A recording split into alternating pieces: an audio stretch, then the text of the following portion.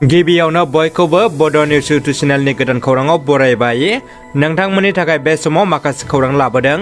भिडिअखौ जोबजासे नायलांनो दाबाव आरो चेनेलाव गोदानब्ला अन्नानै साबस्क्राइब खालामना बेल आइकनआ अलाव होनानै ला आरो भिडिअखौ लाइक कमेन्ट शेयार खालामनो गुरै खावलायबाय। दानिया फैदो दिनैनि खौराङाव। गिबि खौराङाव दङ बिटिआरआव सोमजिदों जाख्ल'नाय। परिबर्तन सरकारा जाख्ल'नाय होबथानो रादाय होनायनि उनाव मा राहा लायो बे रायजोनि गेदेर सोंलु।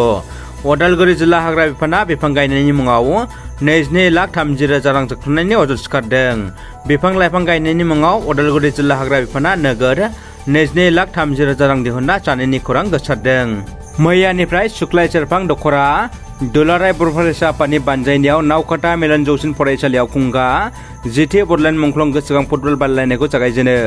बाक्सा जिल्ला एबसुनि नेथारि फुकन बर'आ बेखेवनानै होनाय गिबि बादायलायनायाव कुमारिकाटा दख'रा एबसुआ TIDC नावकाटाखौ 3-1 गलाव फेजेननानै सेमिफाइनालाव जायगा आवग्रिनो हायो। दिनैनि क्वार्टार फाइनालाव सुक्लाय सेरफां दख'रा एबसुनि हेंथायै गेलेगोन गरेस्वर टाउन एफसिआ। सानै गोरिब नखरनि फिसाफ्रा आसाम पुलिसाव साख्रि मोनना रायजोआव थुलुंगाखांनाय लाबोदों। मैया आसाम पुलिस साख्रि आनजादनि रिजाल्टखौ फोसावबाय। क'क्राझार जिल्लानि सिङाव थानाय हाथायाव मुरि फानग्रानि फिसाज्ला दिन हाजिरा मुजिरा मावनानै जिउ खांग्रा गोरिब नखराव जोनोम मोननाय जगदीश बर्मन, पश्चिम दिमलगाव, सन्जय बर्मन, तितागुरि बाथाबारि बिथांमोना आसाम पुलिस कामान्ड'आव उथ्रिसारनो हाबाय। बिथांमोननि जाफुंसारनायाव दुखुथिया गोरिब नखरा हाजासे खुसि जादों।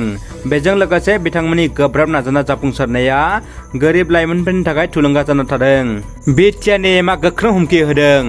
बिटिआरआव सासेबो इलिगेल सुबुंफोरखौ दोना। सासेबो इलिगेल सुबुंफोरखौ जोंनि हायाव थानो होनाय नङा, बुंदों बिटिसिनि हाग्रा बिफाननि मावफुं सोद्रोमा रन्जित बसुमतारी बिथाङा। खौरां बिजोङाव EM रन्जित बसुमतारीया दावराय देख्रेब नार्जारीखौ गोख्रों सोंलु खालामदों।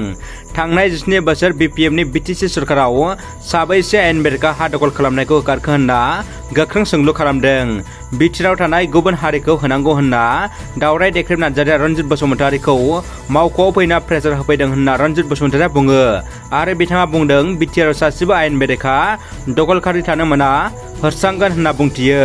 दावराय देख्रेब नार्जारीया बर' हारिखौ फोजोबस्रांनो नाजाग्रा सासे सुबुं, बिथांबायदि सुबुङा जोंखौ गियान होनो दाफैदों होनना रन्जित बसुमतारीया गोख्रों रावै बुंथियो।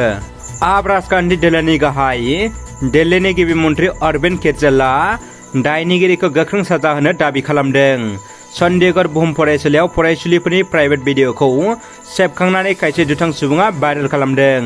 मिथिनो मोननाय बायदिब्ला 60 फरायसुलिफोरनि प्राइभेट भिडिअखौ फोसावनानै होदों। बे जाथायखौ लानानै बुहुम फरायसालियाव गोख्रों फिनजाथाय सोमजिदों। दुथां दायनिगिरिखौ गोख्रों आयेननि साजा होनो दाबि खालामदों दिल्लीनि गिबि मन्त्रि अरविन्द केजरीवालआ। नाजायोब्ला जाफुंसारनो हायो।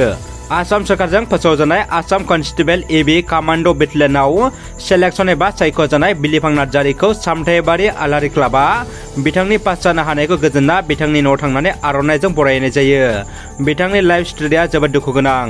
उन्दै समावनो बिमा आरो माखासे बोसोर सिगांसो बिफा गोमाजादोंमोन। थेवब्लाबो जोबोद दुखु खस्थ'जों बिदानि अननाय आरो हेफाजाबजों लोगोसे गावनि गोब्राब खस्थ' नाजानायनि गेजेरजों दिनै लाइफआव साक्सेसफुल जानो हाबाय। ताइवान हादराव 7.2 रिक्टार स्केल गोख्रैथिनि बांग्रि मावदों। मख'नो गोनांदि थांनाय 17 आरो 18 सेप्तेम्बराव 7.2, 7.0, 6.7 रिक्टारनि गोख्रैथिजों मावनाय बांग्रिङा ताइवान हादराव गोबां गाज्रि गोहोम गोग्लैदों। गोख्रों बांग्रि मावनायनि जुनै न' बां, बिल्डिं, रेलगारि गोबां खहा जादों। लोगोसे गोबां सुबुंफ्रा जिउ खहा जादों होननाबो खौरां मोननाय जादों। जोबोद गोग्गाथावना खौरां। थेला बोग्रानि फिसाज्लाया आसाम पुलिसाव साख्रि मोनबाय। आसाम पुलिसनि आनजादनि फिथाइ फोसावनायाव थेला अवला बिलाल खाननि फिसाज्ला आमिरुल खानआ HS पास जाना BA फरायबाय थानाय समावनो आसाम पुलिसनि आनजादाव उथ्रिसारदों आरो पुलिस साख्रि मोननाया नखरजों लोगोसे ओनसोलाव गोजोननाय लाबोदों। बर'फोरा बड'लेण्ड मोना। बड'लेण्ड मुंजों 100% बड'लेण्ड जाया।